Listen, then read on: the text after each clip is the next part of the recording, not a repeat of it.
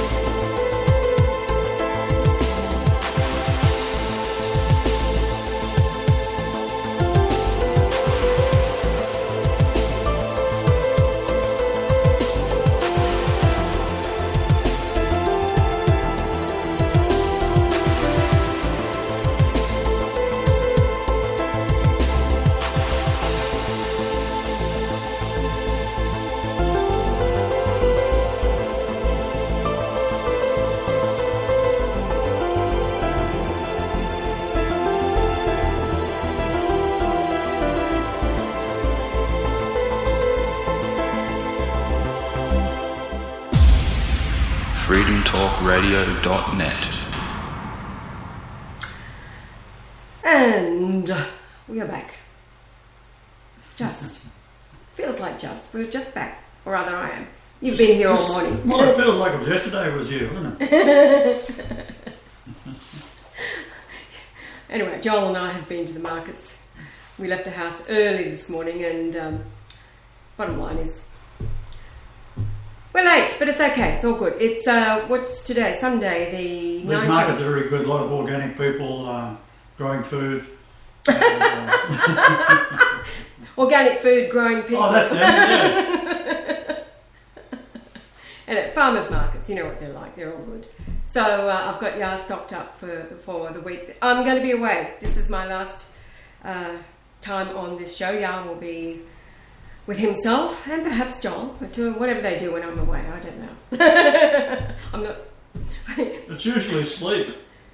What? Sleep? And put the vacuum cleaner away. Oh yeah. Anyway, it's always on about the vacuum cleaner. Look, when I was a kid, I was in love with the vacuum cleaner. It broke my heart, right? Someone switched it off.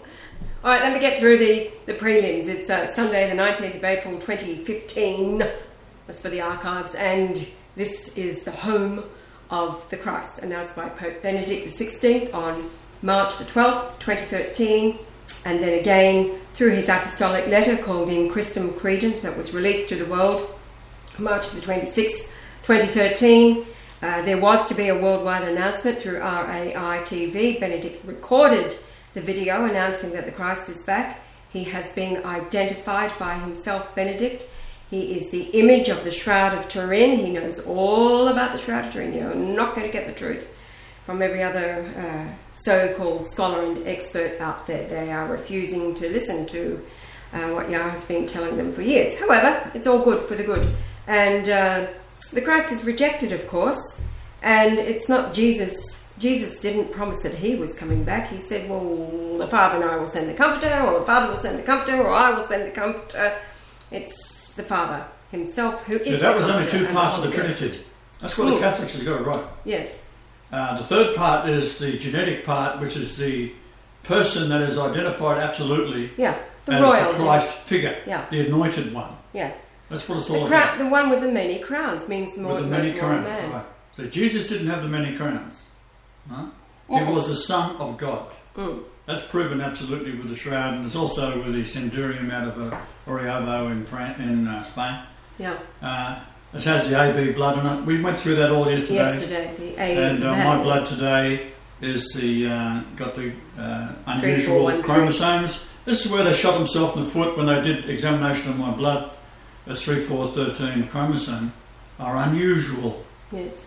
Right? Now, of course, that resulted in your conversation for a day and a half with... Yes, I was in Melbourne, and the secretary of the professor, Michaels, I think his name was, at the Garvan Institute. Now, the Garvan Institute in Australia overall leads the sciences of the world in many fields. You'd be surprised. In fact, I was belonging to the Inventors Association at one stage there, and in 1 year we got the top invention in the world at Geneva, and also of the 100 inventions, Australian had 20 of them. So very, very clever people here, although they're as thick as two short planks. because they're so smart you can't talk to them. They think they know everything. Well, they don't, of course. So when someone comes along and makes them sit up and listen, they're going to look for any way that they can put me down as being a bit odd, which I am. However, we've got a bit of information for you today. And what I did, I have purchased, and I'll just show you what I've got as my equipment. This is a late model GPS. When I say late model, 2 years old. This one is about 12 years old, 13 years old. When I got this, the people who had it, they've had it just sitting around in their drawer, and it's all roughed up.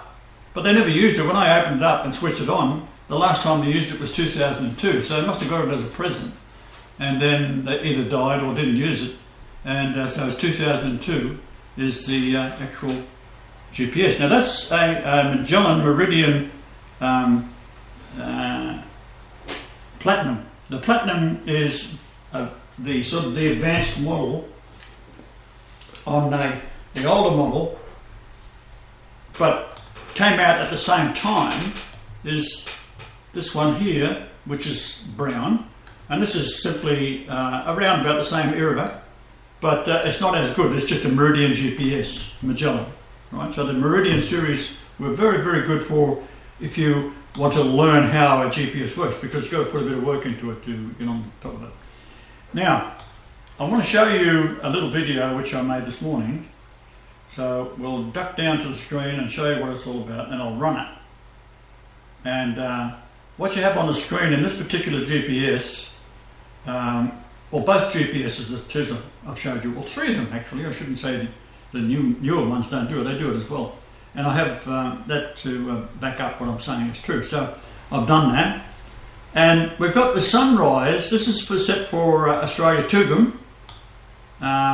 We set that by latitude, longitude. We do it with all our GPSs, or you just throw it out in the sun, wait 15 minutes, and it'll set itself. And you go down and you can click on it, say when is the sunrise and when's the sunset for this location, and it comes up with, based on satellites, 8:06 p.m. sunrise. Hey, what? Moonrise at 8:14 p.m. Moonset at 7:58 a.m. Fair enough. Sunset at 7:31 a.m. Come on. So I'll run this, and I'll possibly stop it on the way through, but we'll just let it run. What we have here is a Magellan Meridian Platinum, which is the top of the range about 12 years ago. And on the screen you can set it to tell you the moonrise, moonset, best fishing, etc. What I want to point out at the moment is the set for Tugum, Australia. And we have on the left there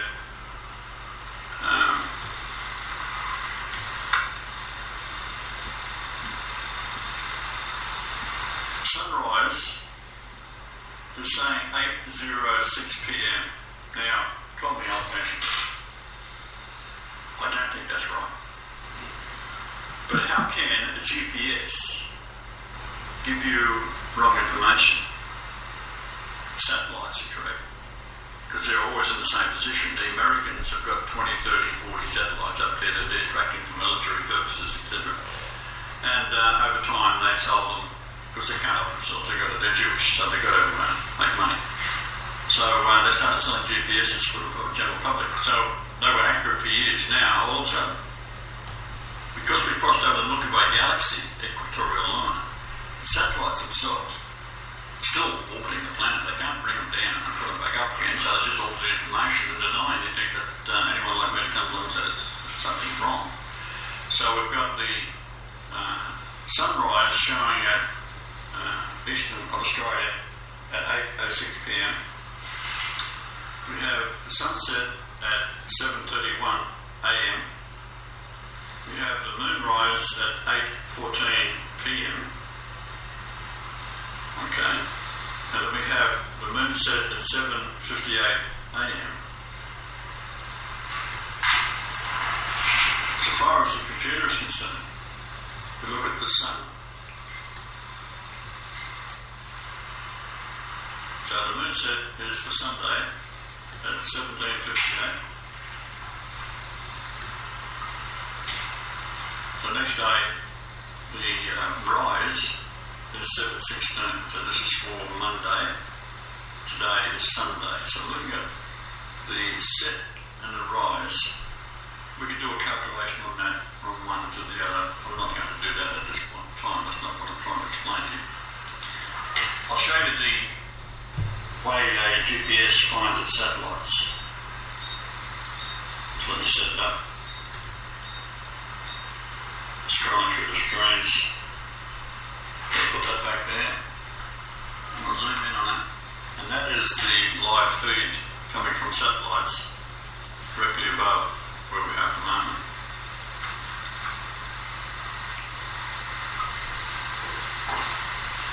So these come. If you were to sit there and watch that for 10 minutes, these would move about. They'd be crossing the sky. So what we want to point out is that these things are there, they're up there, they're permanent. Can't be altered. Because all the GPS is doing is knowing where a satellite is, and it plots its position in the orbit above us. It knows what it is. They're all numbered individually. And based on usually 8 or 9 satellites, this morning I was testing at the back was 8 satellites. Okay, so what it does, each of these have a radio signal, and a handheld GPS will plot where they are in the sky, and based on that they can, with its software, configure whatever the sunrise and sunset is, moonrise, moonset is for that location. Now, the information that is stored in the GPS is not updated by the satellite. All it's doing is tracking the radio signal coming in at a certain angle and a certain altitude, and then it needs 3 of them, but in most cases around Australia you've got about 8 at a time.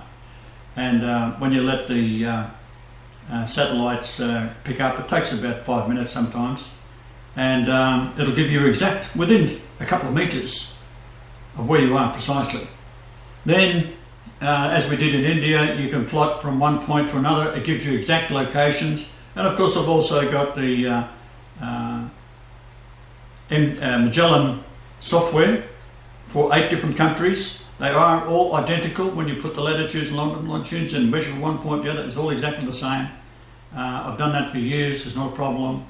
So we'll just let that run a little bit further. Now take in mind, these are satellites that are radio signals. It's like you taking a tube and looking up into the sky, and when you see something going past like an aircraft, the angle that that tube is looking through is just picking up the aircraft itself, nothing else. You're looking at this little tube and you're looking through each of these. So the satellites are like that. We have a radio wave tube looking up at each of the satellites and tells you the angle, the attitude, etc. So it's plotting them constantly. So the information's feeding into the little computer on board this particular Magellan machine. And because it's already pre-programmed, it'll tell you where the sun should be and wherever you are on Earth, and what the moonrise is, what the fishing data is, whatever you want to do. It's got it there. So we continue there and keep that in mind. It's absolutely infallible.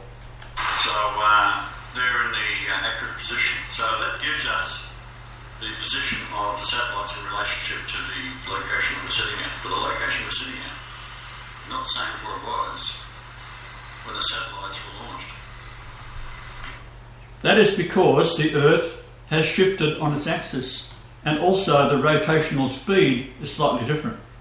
So what we are looking at is the sunrise to sunset, which I can then plot, which I'll show you in a moment, on an old machine that I've got here, I've had for years, and in it is the software for the sky, Easy Cosmos. It's 100% accurate. It'll tell you when the sunrise is and when the sunrise sets. Now, I'll give you some idea. I'll tell you what it is. It rises at 6:07 and sets at 17:34. That's from the astronomy program.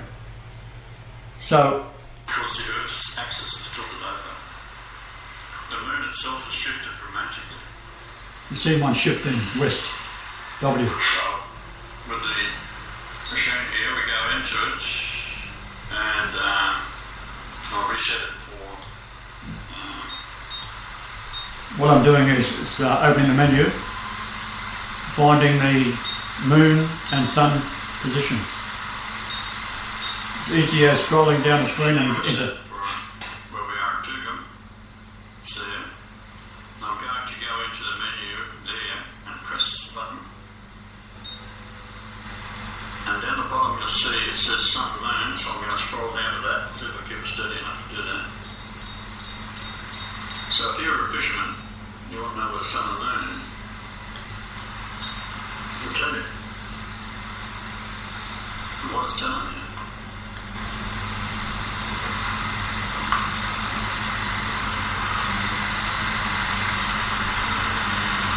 So, time's there. However, you're wasting your time if you're going out of that moment because the moon ain't there now. 10 hours out. Right, now, I have another one which I did some time ago. This one is what's happening, honey? Sorry, here is two hook cues, just taken together so a nice straight edge, lined up on the end of the table here, pointing directly at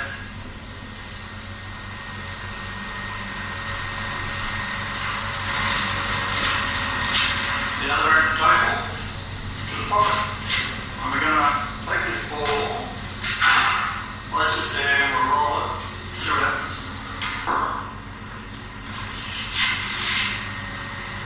So it's not going towards the hole at all. I'll go down live up with the camera so you can see it a little clearer. Point it directly towards. So I'll take a ball here again. See how it's the slower it goes, the more it's curving to the left. So we'll go a little bit closer this time to the other one. And we'll see it curve. It's curving a good 6 to 8 inches out. Curving in this time. It'll bounce off that ball, come back out, bounce off. Now I'll make it, this ball here will run a little faster. It'll go across to the same position. So, what we'll do, we'll take it over to this side. We'll again set it up.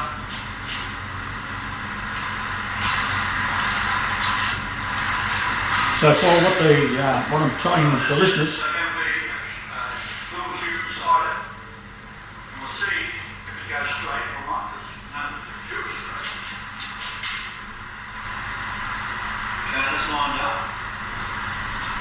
So what I've got is a pool table, and I've angled it at 45 degrees to north. So this is indicating that the Coriolis effect is turning the ball when I'm rolling it north east. The ball will want to go west, and it'll curve to the left, which is towards the west. Now I'm going to go from northwest to southeast. That's what I've laid the cube on there, and we'll just run it and show you what's going on. Bring the camera over this side. This is going almost due east. East is slightly off to your left there. Nice straight.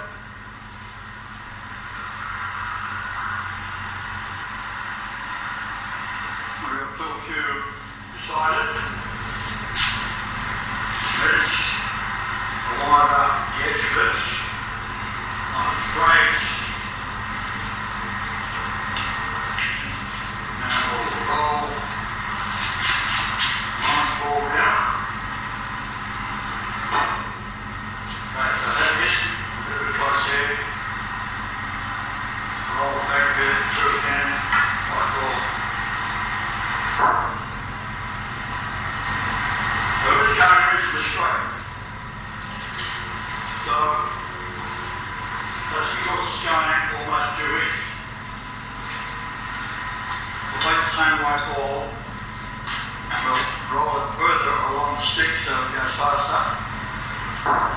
And it's going dead straight. But now, we're going to go back the other way. Actually, if you run that back, it's not going quite dead straight. It does a bit of a figure S, very, very slightly. I'll just roll it back to that and show you what I mean. You watch, slightly left and then slightly right, you might have noticed it. It's being pulled. Now the reason for that is the speed of the movement of the ball. Slower it goes, the more the effect of the Coriolis on. And again, we're going to line it up.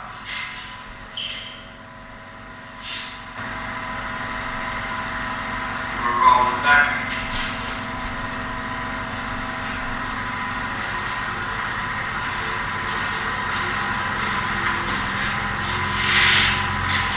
We'll get right over the hole here.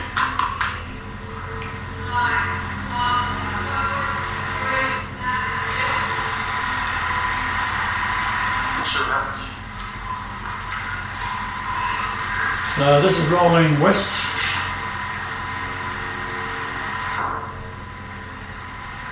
That's going slightly off. So it's pulling slightly to the northwest.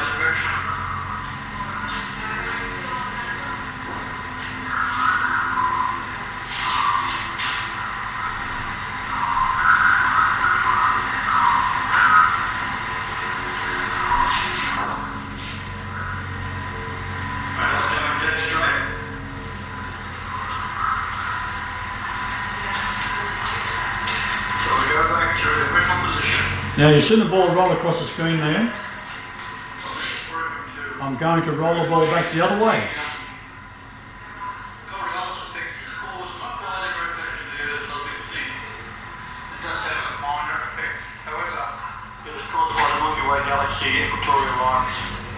So we'll set this up here. Now this is going north-west. Okay, that's pretty well dead straight. Sorry, northeast. Otherwise southwest. That's where it should hit. Let's check the camera so you can see that. Okay, there's a ball on the end there. That's where it should hit, about there. I'll move it a little up. That's the centre of the hole. We'll roll it up, pull down.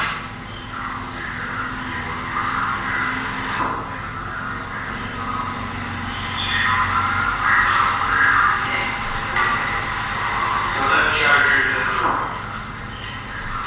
Coriolis effect is very good.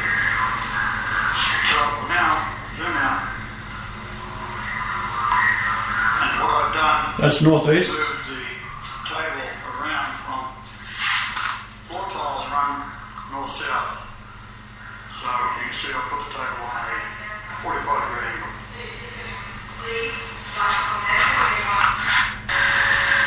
Okay, precious. Now what I have here is... my sweetheart. Yes. Darling. Alright, I'm reading a document. Noticed the comment that Anna had left on the YouTube from yesterday after we read the letter, and she said after the reading of that by Baruch Levi, June the 1st, 1928, written to Lenin, she said, now read this. This is the disarming of all the nations, and there's an application. Proof of what Jade Helm 15 really is and why they are doing it. The date on this particular article is April the 15th, 2015. This is very important. You read. Your life may depend on it. It says, taken from elsewhere on the net, originally posted by Slow Loris. Jade Helm is not new. Jade Helm, and it's all capitals, the name, is at the end of its exercise. We are now learning about it just before the trap snaps shut. JADE is an app. So capital JADE stands for Joint Assistant for Deployment and Execution. And there's a document link there.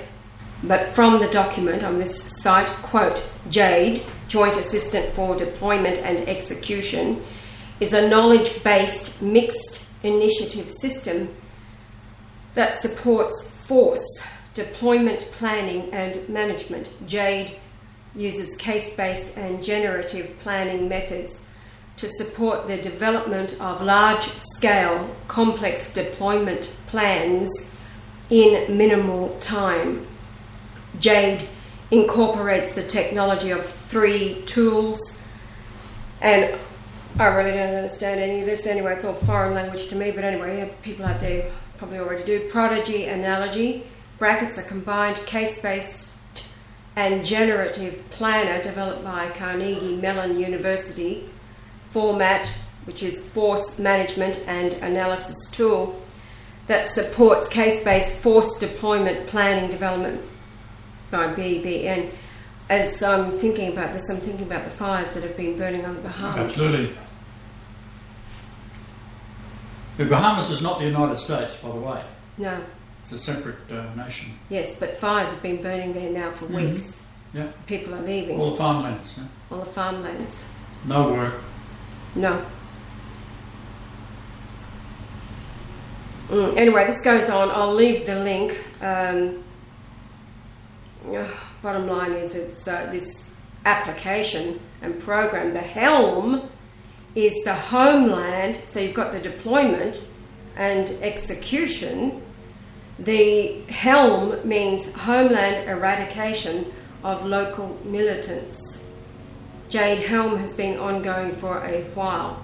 First came the infiltration into key communities and local militias and organisations to assess the risk. Second came the report and later deployment of the needed military equipment to the local sheriffs and police departments. We have seen the procurement of arms, ammunition, food and water in crazy amounts, and then those supplies were delivered to key locations. The trap is set, all is left is to herd us rats into the trap. Connecting the dots, so now we know what Jade Helm is. I will fill you in on the why. There's another link there. SNP. The revolutionary development of modern weapons within a world divided by serious ideological differences has produced a crisis in human history. In order to overcome the danger of nuclear war now confronting mankind, the United States has introduced at the 16th General Assembly of the United Nations a program for general and complete disarmament in a peaceful world. This new program provides for the progressive reduction of the war-making capabilities of nations and the simultaneous strengthening of international institutions to settle disputes and maintain the peace. It sets forth a series of comprehensive measures which can and should be taken in order to bring about a world in which there will be freedom from war and security for all states. It is based on 3 principles deemed essential to the achievement of practical progress in the disarmament field. First, there must be immediate disarmament action. A strenuous and uninterrupted effort must be made toward the goal of general and complete disarmament. At the same time, it is important that specific measures be put into effect as soon as possible. 1. Second, all disarmament obligations must be subject to effective international controls. The control organisation must have the manpower, facilities and effectiveness to assure that limitations or reductions take place as agreed. It must also be able to certify to all states that retained forces and armaments do not exceed those permitted at any stage of the disarmament process. Third, adequate peacekeeping machinery must be established. There is an inseparable relationship between the scaling down of national armaments on the one hand and the building up of international peacekeeping machinery and institutions on the other. Nations are unlikely to shed their means of self-protection in the absence of alternative ways to safeguard their legitimate interests. This can only be achieved through the progressive strengthening of international institutions under the United Nations and by creating a United Nations peace force to enforce the peace as the disarmament process proceeds. There follows a summary of the principal provisions of the United States Program for General and Complete Disarmament in a Peaceful World. The full text of the program is contained in an appendix to this pamphlet. It goes on, the disarmament goal and objectives. The overall goal of the United States is a free, secure and peaceful world of independent states adhering to common standards of justice and international conduct and subjecting the use of force to the rule of law. A world which has achieved general and complete disarmament under effective international control, and a world in which adjustment to change takes place in accordance with the principles of the United Nations. In order to make this possible, the achievement of that goal, the program sets forth the following specific objectives toward which nations should direct their efforts: the disbanding of all national armed forces and the prohibition of their re-establishment in any form whatsoever other than those required to preserve internal order and for contributions to a United Nations peace force. The elimination from national arsenals of all armaments, including all weapons of mass destruction, and the means for their delivery other than those required for a United Nations peace force and for maintaining internal order. It goes on, the task of negotiating states. I won't read any more. It goes on and on. I'll put in the link, etc. What is interesting is that in the kingdom of God, of course, there are no weapons of warfare, are there? None at all. None at all. And I was thinking, driving home from the markets this morning, thy kingdom come, thy will be done on the earth as it was in heaven. God is on the earth now. And everything is a takeover. Evil brings about its plans. The bottom line is, there's not going to be any war when the Christ takes over. It will be a total disarmament. And it will be that the peacekeeping forces, etc., are used to maintain security in the individual nations, etc., and to make sure that everybody is provided for. So, as much as this is, it sounds scary, etc., because we know who's a... Well, that's all scary. It depends who's in charge of it. Yeah, exactly. Well, That's the whole point. Be nice. And Anna's point was, after reading the document about international jury and then ruling, etc., and this is how they're doing it, yeah, we know. And it is a takeover. It's always been let evil build its system, and the Christ comes along and takes it over. It's wars and rumours of wars. Because the world is a disgusting place. And, shocking. As Yah has been saying over and over, there will be no religion. There is no religion in the kingdom of God. Well, imagine you die in the old system, you go to heaven, there's old St. Peter on the gate.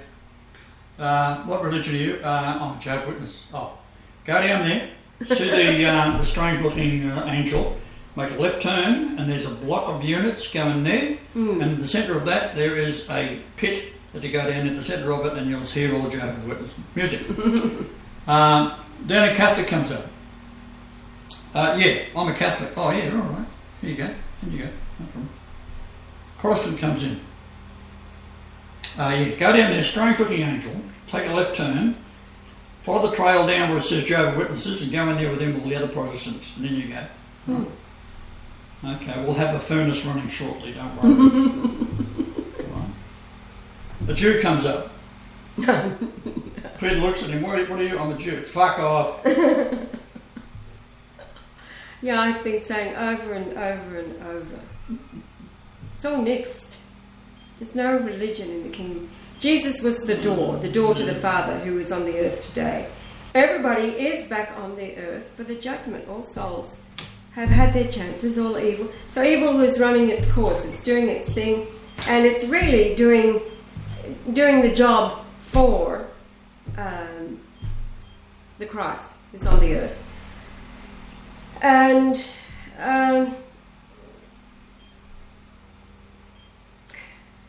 bottom line is... Do you think I can get the Pope to say fuck off if we're going to put him on the board? He probably wouldn't say it. No, he wouldn't. Absolutely not. Fornication in that general direction. Fornication under consent of the king. Off. Oh dear. So this is more of the same. And now, look, I all the people who are getting up in arms, now there's a pun, over these reports and what the enemy's putting out there and all the rest of it as they're herding in, these are the same that will deny the ultimate truth. Are they not? We've got all the religions there, they've all had opportunity, and they will deny the truth. Listen, hello? What is it that saves today? And Jesus was the door. What have we said? That those that deny him today have denied him in their past lives. So, Yasmin's saying this is the execution, all right, of the sentence of the judgment that's already occurred in the heavenly realm. So we've got masses and masses of Christians, and many in that day who are, have I not done this? Have I not done that? And he says, well, fuck off. I don't know you. You're not doing it in my name. You're doing it according to your whatever. You haven't done it for me. The devil has many names. Let's just use the one in the New Testament called Jesus, right? So... And that Jesus coming back, all right? Exactly. So you get all of your Christian cults and all the rest, especially in the USA, and all of the militia who proclaim themselves Christians and blah, blah, blah, and everybody fighting for their God that doesn't exist. It's not, it's a false, it's the image of the beast. Oh, all right. Next. Thank you, Anna, for bringing our attention. What's that, Ben? You were going to read something today. Oh, I was. Yes. Well, it's along this line. That document yesterday, it was, let me go and find it. I have to go into my download file. Thank you, Cindy D, for this one. She sent it around yesterday. This is the document, let me bring it up, please. It's the document that has been hidden, well, not hidden, it had a secrecy. The 50-year secret until 1973, so it's been out there. Here we go, the US War Department report from 1919 authenticates the protocols of Zion.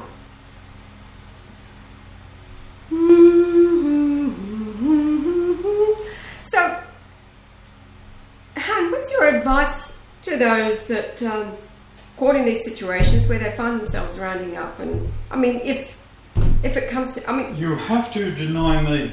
Yes. It's absolutely imperative. Yeah. You have to go along with the beast. Get the mark of the beast, no problem. Why they say if you get the mark of the beast, blah, blah, blah. Bullshit, it's the opposite of that. Take the mark of the beast, I don't care. That martial character, you kidding me, that wanker? Yeah. An Australian, Paul Hogan. Yeah. It's just a big Paul Hogan. It's bullshit. Deny me to the hill. Yeah, it's already decided. Your soul is worn on the outside of your body. I know what you are, don't worry about it. Same with your life. Yeah. If I take it, they plan to use the FEMA camps and the guillotines, right? Don't even talk about me, right? Say, Obama, what a wonderful fellow he is. Do the dance. Do the dance, absolutely. It's already been decided. This is the point, that there are those who are on the earth who are wearing their souls on the outside of their bodies. They can't go in. They can't, whatever. And as sad as it is, the ones that go. Look, we've got these big planets coming in, the angels on them. They're the ones that was here before the flood. They're the ones that did all the building of these gigantic monuments, including the pyramid. It was all built before the flood as an end-time sign. So that when you see these gigantic rocks, for example, there's one that's in, what the hell is it? That Baalbek ton. Baalbek stone? The Baalbek stone. There's three of them. I'm not talking about the other two that's already set in place 5 kilometres away, and you can't put a playing card between them.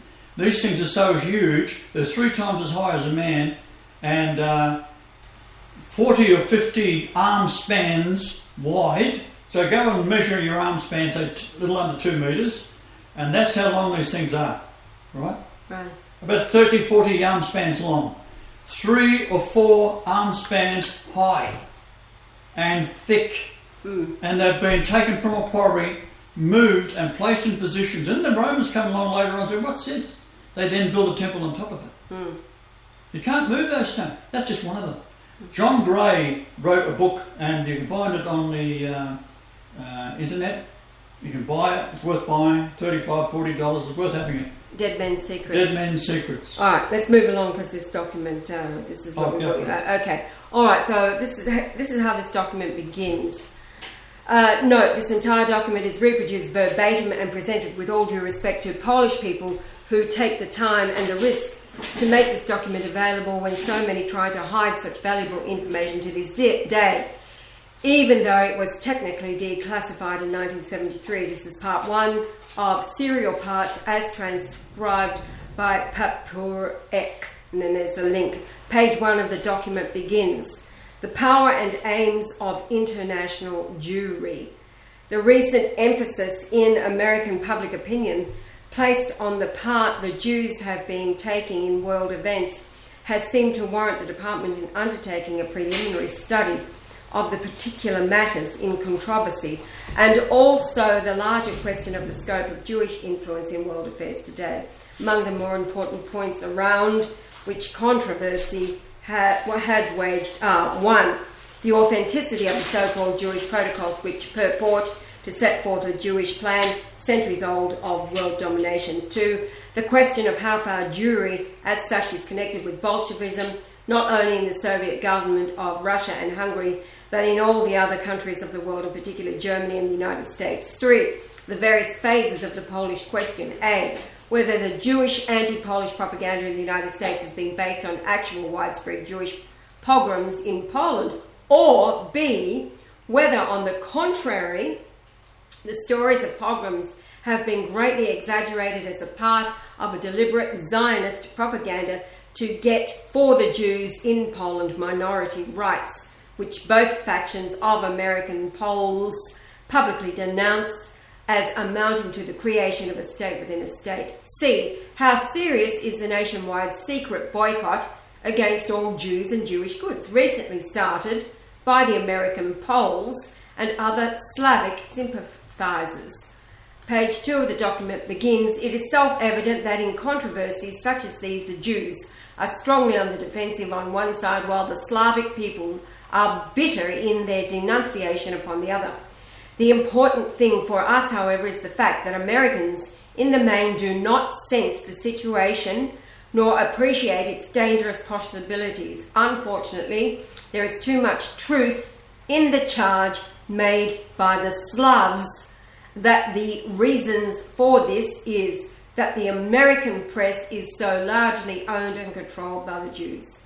Witness the fact that the so-called Jewish protocols, which constitute by far the most serious charge against the Jews of those above enumerated, have never been mentioned in any American publication other than the official report of the Senate Judiciary Committee containing the testimony about the protocols.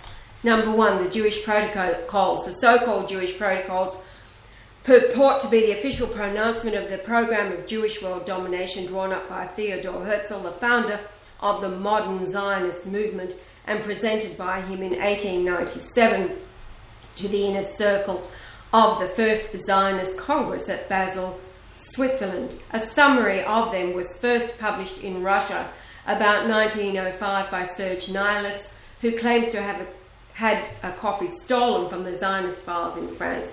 In 1915, Nihilus wrote another book entitled It Is Near, Right at the Door, dealing largely with the danger of the Jew in world affairs. Here he sets out the claims to be the full and exact translation of the protocols.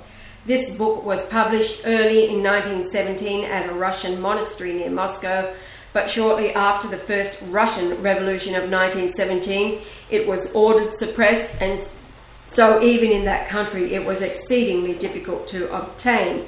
Page 3 of the document begins, Dr. George A. Simons, testifying before the Senate committees, said, and then it goes on to these pages, Senator Nelson, are Lenin and Trotsky Yiddish?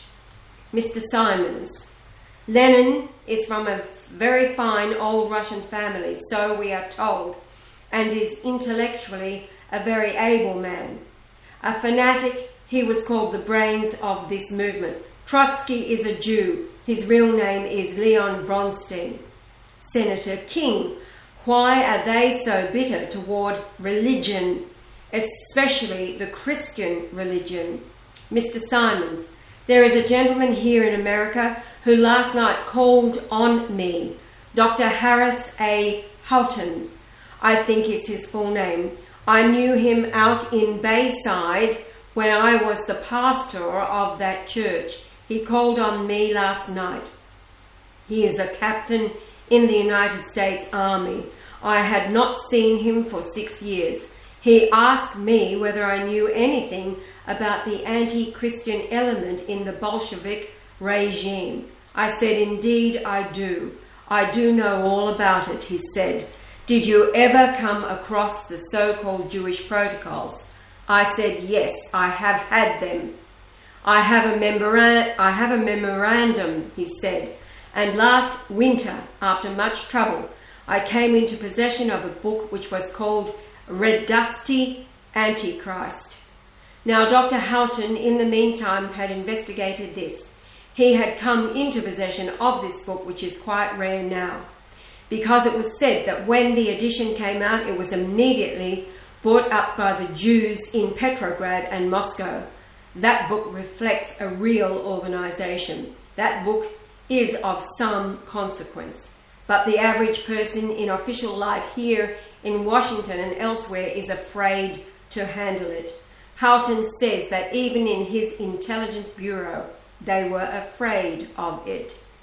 Senator King, tell us about the book. What is bad about it? Is it anti-Christian?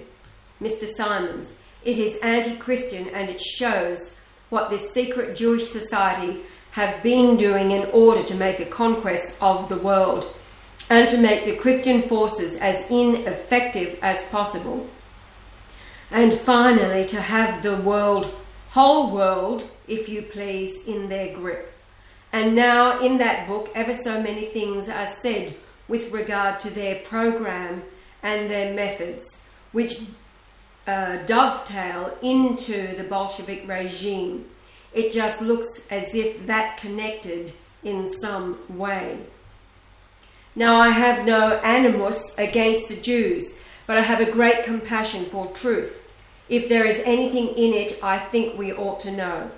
The man who wrote it is considered a truth-loving man, a man held in the highest esteem by the authorities of the Russian Orthodox Church.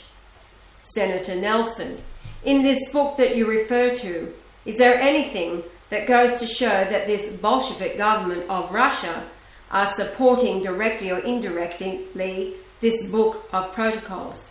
Then page 4 of the document begins, Mr. Simons, before answering that question, I should like to see that translation because I do not know how this thing has been done. A pamphlet was handed to the witness.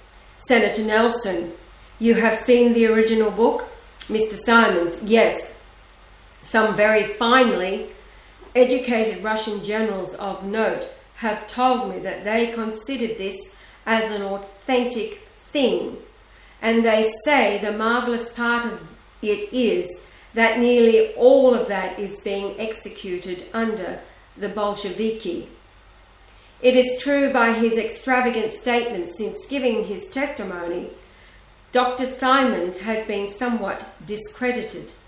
However, while on the stand under oath, he spoke with unusual care, and other people who had been in Russia at the time, covered by his testimony, were unable to criticize his story.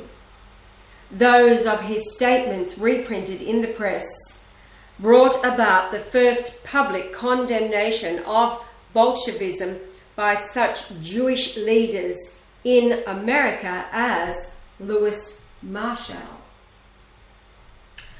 Recently, the department was able to examine what is said to be the only copy now in the United States of this nihilist book containing the protocols. At that time, photostatic copies of the Russian text were made for the department files. As stated above, there has been no reference in the press to the existence or the contents of the protocols, nor to Dr. Simon's testimony concerning them, although there was wide publicity to this more general charges as to the part the Jews are taking in the Bolshevik government, and an equally wide publicity to the vigorous denial of leading American Jews to this latter charge. Nevertheless, the testimony concerning the protocols, which was given at an open public hearing, which has recently been published in the official Senate report, has given them a certain limited publicity. We have been informed at second hand that an English translation of the protocols has been shown to Justice Brandeis and Jacob Schiff, each of whom vigorously disclaimed their authenticity. Mr. Schiff asserting that they are a creation of German propagandists. This explanation seems almost impossible, considering the circumstances of the Russian publication. Facts which perhaps were not made known to him at the time he saw the translation, much less probable than the suggestion said to have been made by Justice Brandeis that the protocols are the creation of a fanatic Russian anti-Semite. It is not the purpose of this memorandum to make any argument toward establishing their genuineness. As previously stated, handwritten, inserted, illegible in the illegible rather in the brackets. The protocols are attributed to Herzl himself, and one certainly must note the identity of thought found in the protocols on the one hand, and in Herzl's public writings, and in the writings of other prominent past and contemporary Jewish leaders on the other. Protocol 1, page 1, according to the law of being might is right. This is what we were just talking about with the jade helm. Mm-hmm. Protocol 1, page 3, our right lies in force. And this is all part of the protocols. You can read about those. Part 2, the power and aims of international Jewry.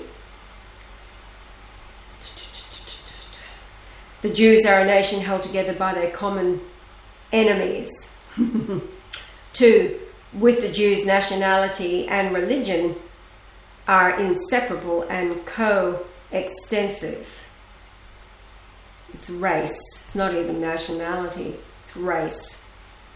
And religion, it's Judaism, always has been.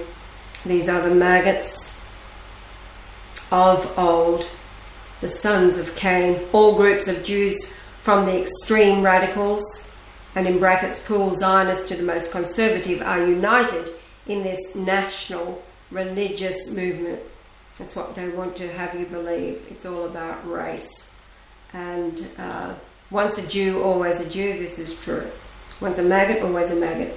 Maggot doesn't change. Well, it's not really. A maggot does have some good. A Jew doesn't. You know, when you say maggot, it's really putting a maggot down, isn't it? Totally. Well, a maggot cleans out infection, doesn't it? That's I mean, right. it eats the rotting flesh. But, you know, you think of it as an unclean thing. But, yeah. you know, Anyway, it's the there must it comes be- from the how about excrement of serpent? flies, does it? Serpent, yeah, totally. Yeah, Little stick bloke, to the every facts. chance it gets. Yeah.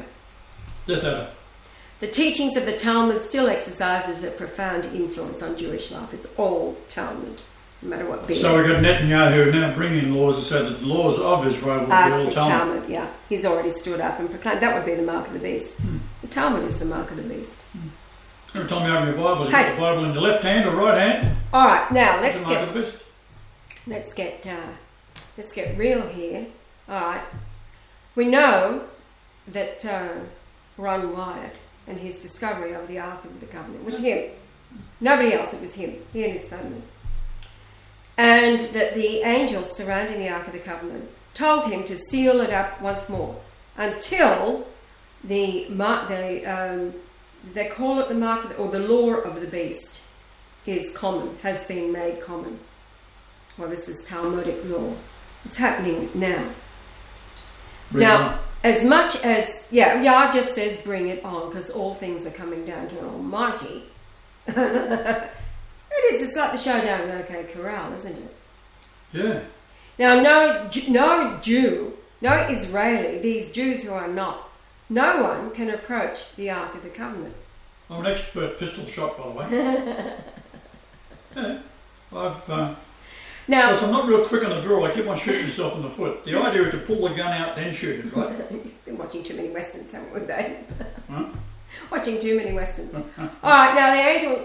All right, so The marshal's back in town. That's why I watch we've it. got the Ark of the Covenant still concealed. No Israeli can approach it, or nobody, not made in the image of God, can approach the Ark of the Covenant. So if it were exposed through whatever means,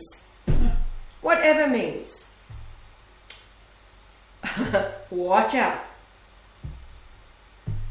It's like one of those. It's like the as we were watching last night. The Monty Python thing, isn't it? Well, yeah, but like we were watching last night with Johnny Depp and with the modern Lone Ranger, a bit of spaghetti western and all the rest of it. It's really Well quite done, funny. though, wasn't it? Oh, it was very well done. It was very well done. Of course, you know the bad guys are the bad guys. So the bad guys are the Jews, right?